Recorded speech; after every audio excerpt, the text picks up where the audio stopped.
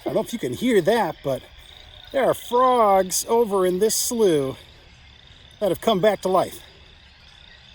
What do you think about that? Coming back to life. Or the opposite, going to visit the dead.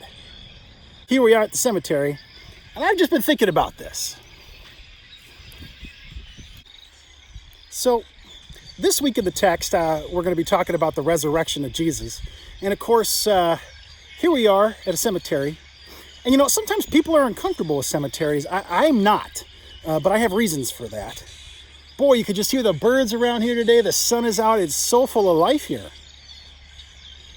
So you look at all these stones around us.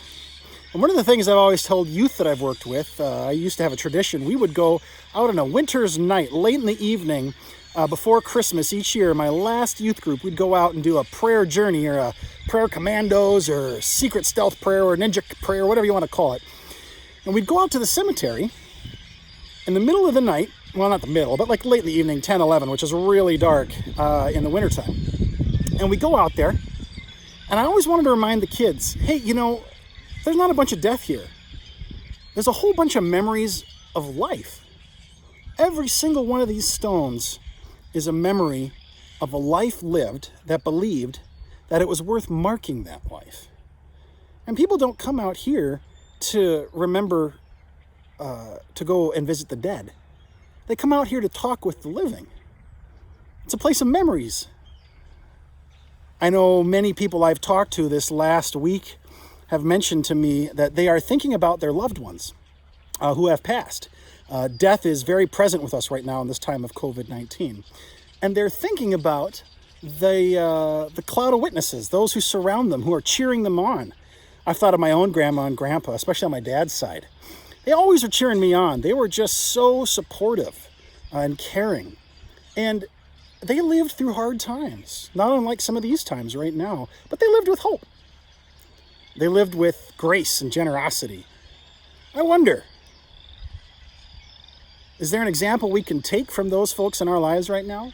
And one last thought, as you're looking at the text, we're looking at the text this week from Matthew 26.